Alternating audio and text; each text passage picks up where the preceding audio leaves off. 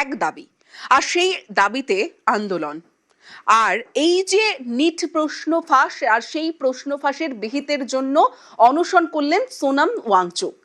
এবং গতকাল আমরা কি দেখলাম, কেন্দ্রের সঙ্গে বৈঠক এবং তারপরে ২৬ দিন পর অনশন ভাঙলেন সোনাম ওয়াংচুক। কিন্তু সোনাম তিনি বার্তা দিলেন কি, যে আন্দোলনের নামে কোনো হিংসা যেন না হয়। ঠিক তার কয়েক ঘন্টা পর কলকাতায় আন্দোলন, আর সেই আন্দোলনে আমরা কি দেখলাম আন্দোলনে পুলিশকে লক্ষ্য করে বোতল ছোড়া হলো, জুতো ছোড়া হলো। শুধু তাই নয়, টার্গেট করা হলো মিডিয়াকে, মিডিয়ার উপর টার্গেট করে আক্রমণ, সাংবাদিকদের উপর ন্যক্কারজনক আক্রমণ, ধর্মতলায় আন্দোলনকারীদের একাংশের তাণ্ডব আমরা দেখলাম।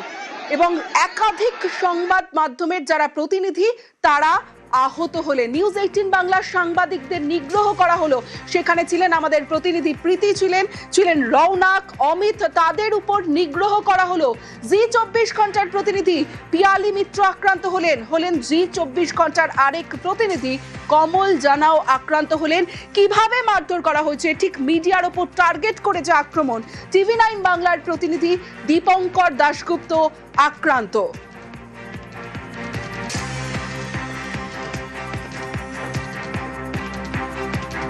শিয়ালদা থেকে একটি মিছিল শুরু হয়, সেই মিছিল মৌলালি হয়ে SN ব্যানার্জি হয়ে পৌঁছে যায় ধর্মতলার বুকে। এবং পুলিশের তরফে সহনশীলতা দেখানোর সঙ্গে সঙ্গে পুলিশের তরফে বলা হয়, যেহেতু উত্তর কলকাতা থেকে দক্ষিণ কলকাতার একমাত্র কানেক্টর ধর্মতলা, সেক্ষেত্রে সেই ধর্মতলা মোড় ছেড়ে তারা যেন রানী রাসমণির দিকে এগিয়ে যান। কিন্তু তারপরে আমরা দেখতে থাকি, প্রথমে মিডিয়া পার্সন যারা রয়েছি আমরা, তাদেরকে স্লোগানিং দেওয়া শুরু করে। সেই বিষয়টা হয়তো আমরা চুপ করেছিলাম, এবং পরবর্তীতে তাই নয়, কিছু মব আমাদেরকে ঘিরে ফেরে একেবারে গায়ে হাত তোলে, আমাদের সহকর্মীদেরকে মারধর করা হয়, কারণ নাক ফাটিয়ে দেয়, কারোর মুখ ফাটিয়ে দেয়। এখানে ক্ষান্ত থাকেনি তারা টাকা পকেট থেকে বের করে কারোর পকেটে গুজে দেয়, কারোর হাতে গুজে দেয়, এবং কার্যত হেনস্থার মুখে পড়তে হয় আমাদের মহিলা যারা সাংবাদিক রয়েছে তাদের। আমরা যখন লাইভে দাঁড়িয়ে রয়েছি, তার পিছনে বিভিন্ন ধরনের অঙ্গভঙ্গি যা স্টুডেন্ট বা পড়ুয়ারা করতে পারেন না বলেই আমার ধারণা। কারণ এর আগে শহর কলকাতা বহু আন্দোলন দেখেছে, বহু বিপ্লব দেখেছে, তবে এই পরিস্থিতি এর আগে হয়তো শহর কলকাতা দেখেনি। বাম সংগঠনকে তরফে বলা হলো যে এই ঘটনা যে ঘটেছে, অর্থাৎ পুলিশের এবং মিডিয়ার দিকে লাঠি ছোড়া, জুতো ছোড়া, এইটা তাদের আউট অফ কন্ট্রোল চলে গেছে এবং তারা জানেন না এটা কারা করেছে।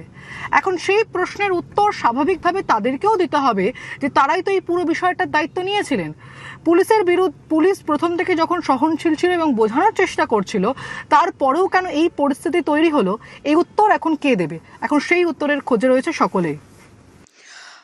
আন্দোলনের নামে আজ ঠিক কি হয়েছিল রানী রাসমণিতে, প্রীতি আমার প্রতিনিধি জানালেন আপনাদের। এবার দেখুন, রৌনক ঠিক যে সময় লাইভে যে সময় রৌনক নিউজ 18 বাংলার দর্শকদের পরিস্থিতি তুলে ধরছিল, সেখানকার পরিস্থিতি, আন্দোলনকারীদের বক্তব্য তুলে ধরার সময়, যখন সে সাংবাদিকতার সময় ঠিক কি হলো দেখুন।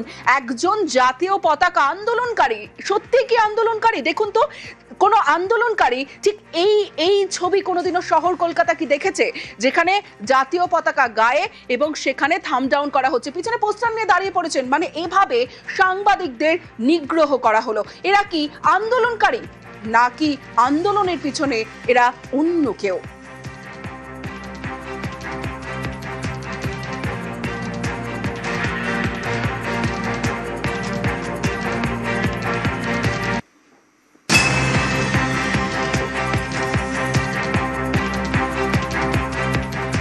রৌনক রয়েছে আমার সঙ্গে, রৌনকের সঙ্গে কথা বলবো। রৌনক, যে ছবি আমরা দেখছি, সত্যি শহর কলকাতা অনেক আন্দোলনের সাক্ষী। আমরা যারা সাংবাদিকতা করি তারা অনেক ঘটনার সাক্ষী। আমরা আমাদের দর্শকদের প্রতি মুহূর্তের আপডেট তুলে ধরি, কিন্তু আজ যে ঘটনা, যে ছবি সামনে আসলো, যে সাংবাদিকদের নিগ্রহ করা হলো, তুমি সেখানে ঘটনাস্থলে ছিলে, আন্দোলনের নামে কেন টার্গেট সাংবাদিক? একেবারে প্রশ্নটা সেখানেই উঠছে যে এই আন্দোলনের নামে কেন সাংবাদিকদের টার্গেট করা হলো। প্রথম থেকেই যখন শিয়ালদা স্টেশনে এই র্যালি শুরু হয় দেখা যায় ধর্মতলা প্রথম থেকেই যখন শিয়ালদা স্টেশনে এই র্যালি শুরু হয় দেখা যায় ধর্মতলা পর্যন্ত যখন র্যালি এগোচ্ছিল একেবারে কিছু সংখ্যক জমায়েত তারা আমাদেরকে ঘিরে ফেলে এবং নিগ্রহ করা হয়, প্রথমত পেছন থেকে মারধর করা হয় এবং তারপর যখন আমরা প্রতিবেদন তুলে ধরার চেষ্টা করি একটা অভব্য আচরণ প্রতিনিয়ত কিন্তু তারা করছিলেন এবং শুধু আমাদেরকে নয় একেবারে চিত্র সাংবাদিক যারা তাদেরকেও কিন্তু বেধড়ক মারধর করে এই আন্দোলনকারীরা। কিন্তু প্রশ্ন এখানে উঠছে আদতে এই আন্দোলনকারী কারা, কারণ তাদের যে নির্দিষ্ট দাবি সেই দাবি নিয়ে তারা যদি মিছিল করে তাহলে হঠাৎ টার্গেট কেন সাংবাদিকদের অর্থাৎ আমাদেরকে করা হলো। আমাদের একাধিক সহকর্মী তারা ইতিমধ্যে আহত এবং এই SSKM ট্রমা কেয়ার সেন্টারেই তারা ভর্তিও রয়েছেন, সেক্ষেত্রে সাংবাদিককে কেন সফট টার্গেট করা হলো। এই সাংবাদিকদের সঙ্গে আন্দোলনকারীদের তাদের তো কোনো মতেই ভিন্ন মত বা তাদের তো কোনো রকম কোনো সংঘর্ষ ছিল না, তাহলে তাদের যে দাবি নিয়ে তারা আন্দোলন বা মিছিল করছিল সেই জায়গা থেকে হঠাৎই তাদের দেখা যায় যে তারা প্রথম থেকেই একদম শেষ পর্যন্ত একেবারে নিগ্রহ করার চেষ্টা করে, নিগ্রহ করে এবং মহিলা সাংবাদিকদেরকে অভব্য গালিগালাজ করা হয়, আমাদেরকেও অভব্য গালিগালাজ করা হয় এবং আমার চিত্র সাংবাদিক সুমন বোস তাকে বেধড়ক মারধর করা হয়।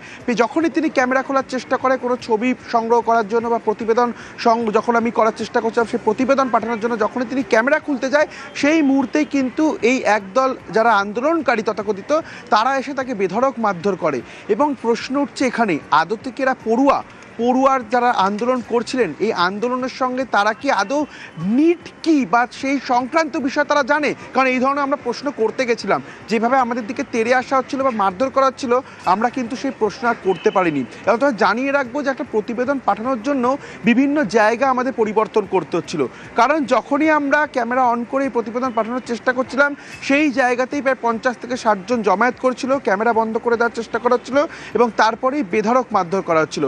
তাহলে এলাকারা ইতিমধ্যে মুখ্যমন্ত্রী নির্দেশ দিয়ে দিয়েছে এবং এই যারা এই ঘটনাগুলোর সঙ্গে যুক্ত যারা মারধর করেছে, বোতল ছুঁড়েছে, জুতো ছুঁড়েছে তাদের আমরা আজ দেখলাম যে আন্দোলন আর যে আন্দোলন নামে সাংবাদিক নিগ্রহ প্রশ্ন উঠছে যে আন্দোলনকারীরা তারা কারা, যারা যে ঘটনা ঘটালো তারা কারা, আর হামলাকারীদের বিরুদ্ধে এবার কড়া ব্যবস্থা হুঁশিয়ারি দিলেন মুখ্যমন্ত্রী শুভেন্দু অধিকারী।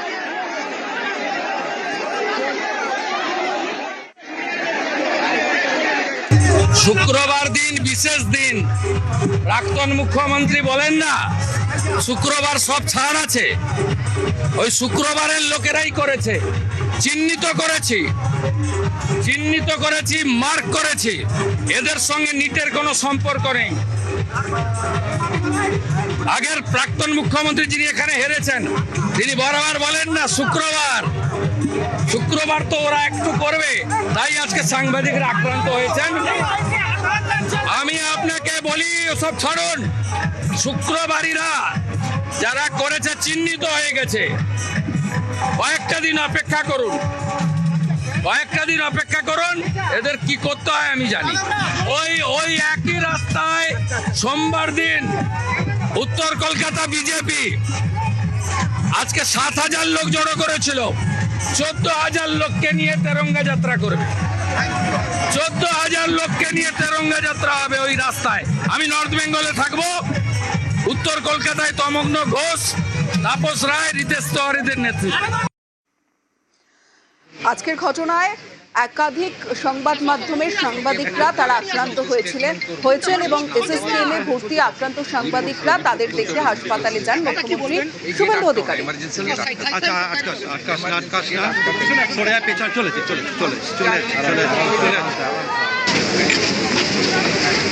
আরে ভাই তুমি ইঞ্জেকশন নাও, কাছড়ে দিয়েছে একদম হঠাৎ করে সেভাবে এফআইআর করো, ছেড়ে দেবো নাকি? তুমি কি ভাবলে কি নিটের আন্দোলন হচ্ছে নাকি? হঠাৎ করে তুমি করো, তুমি আগে আছড়ে দিয়েছে বিষাক্ত নৌকে, বৃষ্টি হলে ভিজে যাই স্যার আমরা। আমার সঙ্গে রৌনক রয়েছে, রৌনকের সঙ্গে কথা বলবো। রৌনক, মুখ্যমন্ত্রী শুভেন্দু অধিকারী আগেই হুঁশিয়ারি দিলেন কাউকে রিয়াক্ট করা হবে না এবং আজকে সাংবাদিকদেরও যখন দেখতে গেলেন তখনও তিনি স্পষ্ট জানালেন FIR করেন, কাউকে ছাড়া হবে না, আহতদের দেখলেন, কথা বললেন।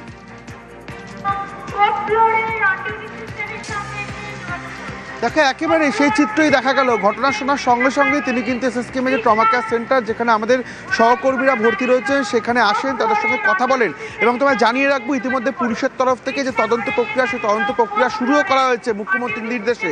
মুখ্যমন্ত্রী নির্দেশ দিয়েছে যে যারা এই ঘটনার সঙ্গে যুক্ত, যাদেরকে ভিডিওতে দেখা যাচ্ছে, প্রত্যেককে আইডেন্টিফাই করা হবে এবং সেক্ষেত্রে তাকে গ্রেফতার করার মতো কিন্তু নির্দেশ তিনি দিয়েছেন। অর্থাৎ এই আন্দোলনের নামে যে ধরনের আজকে দুষ্কৃতিমূলক আচরণ, যে ধরনের আজকে ভ্যান্ডালিজম চললো, তা কিন্তু একটা দৃষ্টান্ত হয়ে থেকে গেল। কারণ এর আগেও বহু আন্দোলন আমরা কভার করেছি বা আমরা দেখেছি, সেই জায়গায় দাঁড়িয়ে কেবলমাত্র সাংবাদিক এবং পুলিশকে সফট টার্গেট করা, তাদেরকে মারধর করা, এটাই মনে হচ্ছিল তাদের আন্দোলনের মূল মোটিভ ছিল। এবং মুখ্যমন্ত্রী নিজে এসএসকেএমের ট্রমা কেয়ার সেন্টারে আসেন, যারা যারা আহত হয়েছিলেন তাদের সঙ্গে কথা বলেন এবং পুলিশের সঙ্গে তিনি কথা বলেছেন। তিনি সাফ জানিয়ে দিয়েছেন এই ঘটনার পেছনে যারা যুক্ত রয়েছে তাদেরকে আইডেন্টিফাই করা হবে এবং তাদের বিরুদ্ধে কিন্তু কড়া ব্যবস্থা নেওয়া হবে। এবং তা জানিয়ে রাখবো, পুলিশ সূত্রে জানা যাচ্ছে ইতিমধ্যে তাদের কাছে স্টেটমেন্ট রেকর্ড করা হচ্ছে যে কী ঘটনা ঘটেছিল, ঘটনার সময় কারা কারা ছিল বা কাউকে তারা চিনতে পারছে কিনা, এবং বহু ভিডিও ফুটেজ যেগুলো কিন্তু সোশ্যাল মিডিয়া থেকে শুরু করে আমাদের কাছেও রয়েছে, যে ফুটেজগুলো কিন্তু দেখা যাচ্ছে, যে ফুটেজে বেশ কয়েকজন একদম হাতে লাঠি নিয়ে, জুতো নিয়ে পাথর ছুঁড়ছে, সেক্ষেত্রে তাদেরকেও কিন্তু আইডেন্টিফিকেশনের কাজ পুলিশের তরফ থেকে ইতিমধ্যে শুরু করে দেওয়া হয়েছে। বেশ অনাক।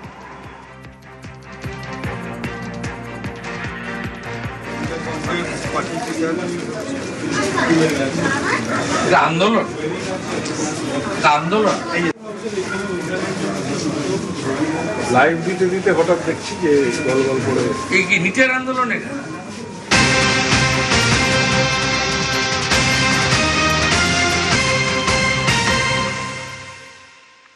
রাধাকৃষ্ণন কমিটির সুপারিশ মানছে কেন্দ্র। সুপ্রিম কোর্টে আজ জানিয়ে দিল কেন্দ্রীয় সরকার, নেট প্রশ্ন ফাঁসের পর তৈরি হয় রাধাকৃষ্ণন কমিটি।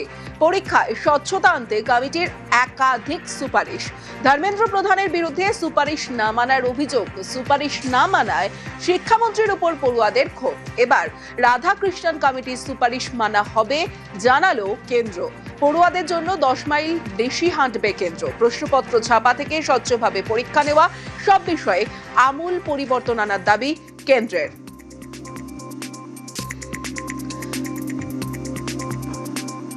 প্রশ্নপত্র ফাঁস বিতর্কের পর তৈরি নেতৃত্বে ইসরোর প্রাক্তন চেয়ারম্যানকে রাধাকৃষ্ণন।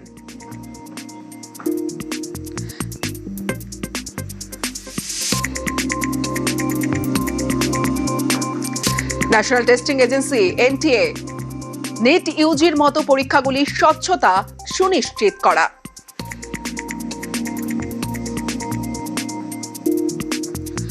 দু সালের অক্টোবরে 101 সুপারিশ জমা রাধাকৃষ্ণন কমিটির সুপারিশ, একাধিক ধাপে জি এবং নিট পরীক্ষা।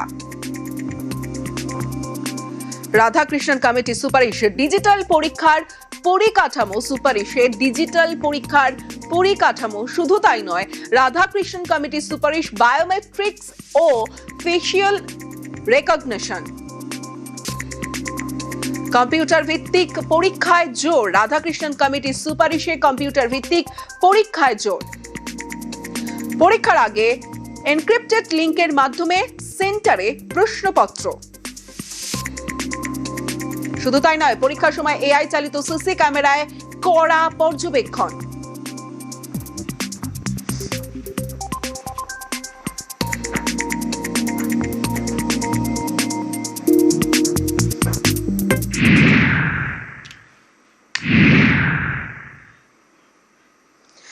শিক্ষামন্ত্রী ধর্মেন্দ্র প্রধানের অপসারণ, আর সেই অপসারণে অনড় পড়ুয়ারা, আন্দোলনকারীরা।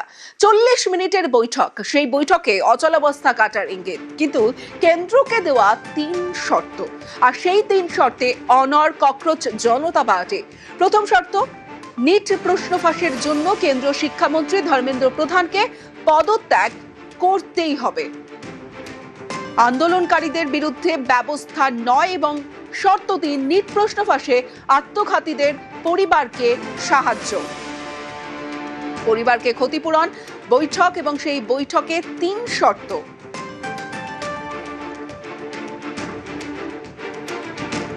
ককরোচ জনতা পার্টির দাবি, 2 কেন্দ্রীয় মন্ত্রী জেপি নাড্ডা ও জিতেন্দ্র সিং আন্দোলনকারীদের কাছে আগামীকাল পর্যন্ত সময় চেয়েছেন।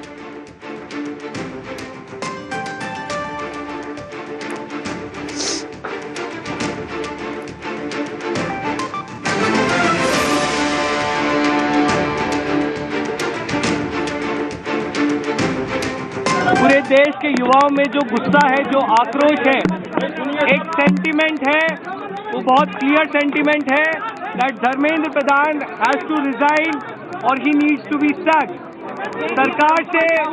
सरकार से इस बारे में विस्तृत चर्चा हुई है।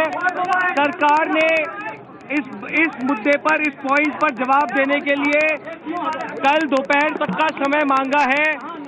हमने सरकार को बता दिया है कि पूरे देश भर में इस समय प्रदर्शन चल रहे हैं, जो प्रदर्शन बढ़ते जाएंगे और अगर हमें जल्द ही धर्मेंद्र प्रधान का इस्तीफा या बर्खास्ती नहीं मिली तो ये प्रदर्शन और व्यापक होंगे और जल्द ही कॉकरोच जनता पार्टी को एक और नेशनल कॉल देना होगा। हम उम्मीद करते हैं कि सरकार जल्द से जल्द धर्मेंद्र प्रधान को बर्खास्त करेगी या वो इस्तीफा देंगे और इस मामले को हम एक कंक्लूजन की ओर लेकर जा पाएंगे।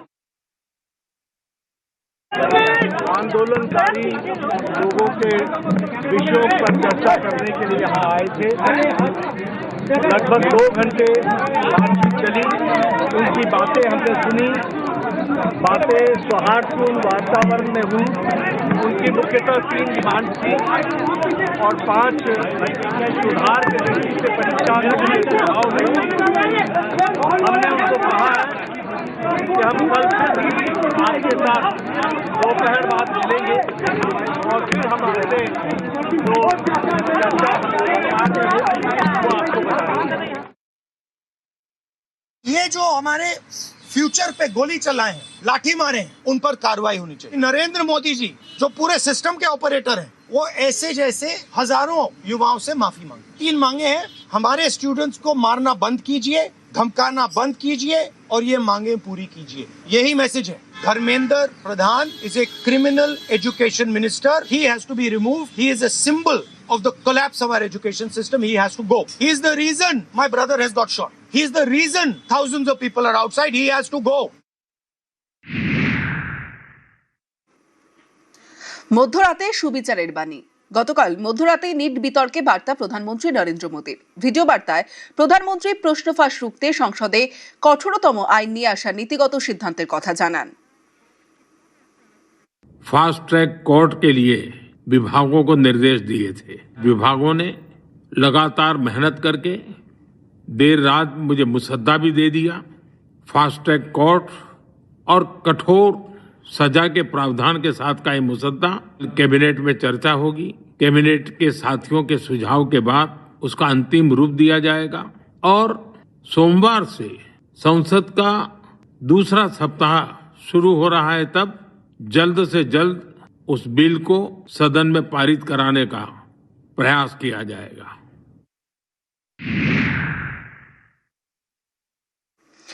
কিভাবে গলল বরফ? প্রধানমন্ত্রীর আশ্বাসের পরেই অনশন ভাঙলেন আন্দোলনকারী সোনম ওয়াংচুক 26 দিন পর। 2 কেন্দ্রীয় মন্ত্রী জিতেন্দ্র সিং ও জেপি নাড্ডা গিয়ে সোনম ওয়াংচুকের অনশন ভঙ্গ করান। তার আগে কেন্দ্রীয় স্বরাষ্ট্রমন্ত্রী অমিত শাহের সঙ্গে 2 কেন্দ্রীয় মন্ত্রীর 4 ঘন্টা বৈঠক হয়।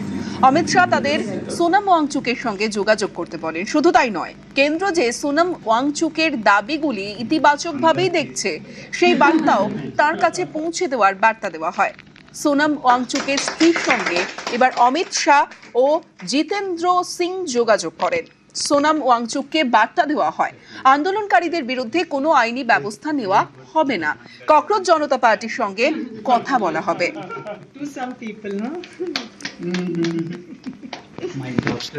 প্রশ্নফাঁস রুখতে কঠোরতম আইন নিয়ে আহ্বান জানান। প্রশ্নফাঁসের বিরুদ্ধে আন্দোলনের রাশ যাতে সমাজ বিরোধীদের হাতে না যায় তা নিশ্চিত করতে সোনম ওয়াংচুককে অনুরোধ করা হয়। সোনম ওয়াংচুকও শান্তিপূর্ণ আন্দোলনের আহ্বান জানান। এদিকে প্রশ্নফাঁস রুখতে কঠোরতম বিল পাসের সিদ্ধান্ত কেন্দ্রীয় মন্ত্রিসভায় অনুমোদিত হয়ে যায়। সূত্রের খবর,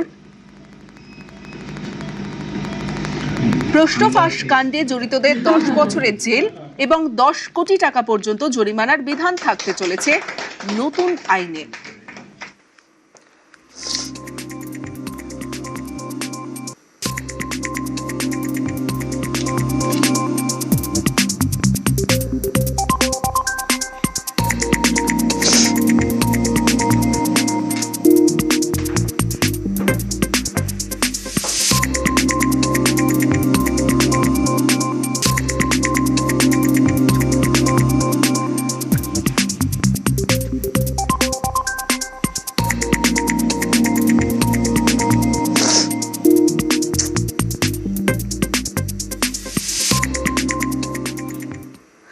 বিক্ষোভে পথে নামা পড়ুয়াদের সাংবিধানিক অধিকার, আন্দোলনকারী পড়ুয়াদের বিরুদ্ধে কোনো ব্যবস্থা নেওয়া হবে না, সরকার যেন তা লিখিত দেয়।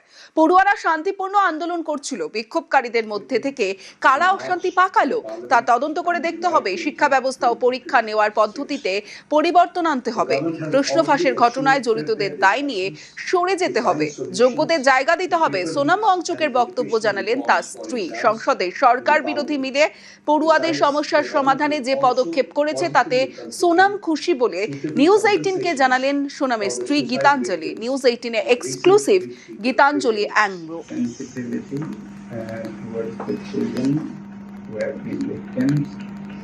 Sonam has been asking in writing for the government of India to assure that none of the protesters will be harmed in any way, either physically or legally and FIRs or in any way, because it was their constitutional right. There could be other nefarious elements who are trying to take advantage of the situation, bring in their vested interests. Before ascribing those to this movement, there has to be a proper inquiry about who are those elements, because as far as our children are concerned, on the 20th of July, as well as right now in Jantar Mantar, they are demonstrating utmost peaceful ways and mature way. And the second was the families, the bereaved families who have lost their kids have to be adequately compensated, and that should come in writing. Third, and the most important ask, is to reform the education system, the educational examination system, which starts with taking of accountability of those who have failed in it, so that they step down and give way to more capable people. So we are very happy that the government of India, entire opposition, entire parliament, both the houses of Lok Sabha and Rajya Sabha stand united to solve the problems of youth of this country, which is education and which is the foundation to build a strong India. There could be other nefarious elements who are trying to take advantage of the situation, bring in their vested interests. Before ascribing those to this movement, there has to be a proper inquiry about who are those elements, because as far as our children are concerned, on the 20th of July, as well as right now in Jantar Mantar, they are demonstrating utmost peaceful ways and mature way of doing a protest, which is a constitutional right in this country. সুবিচারের আশ্বাসের পরও আন্দোলনে অনড়, এখনো আন্দোলনে অনড় cockroach জনতা party. Sonam ওয়াংচুককে ধন্যবাদ দিয়েই বার্তা CJP প্রধানের। ওয়াংচুক অনশন ভাঙায় স্বস্তি প্রকাশ অভিজিতের। জীবন বাজি রেখে ছাত্র আন্দোলনকে সমর্থনের জন্য ধন্যবাদ। কেন্দ্রীয় শিক্ষামন্ত্রীর ইস্তফার দাবিতে আন্দোলন জারি, শান্তিপূর্ণ আন্দোলন চালিয়ে নিয়ে যাওয়ার ঘোষণা।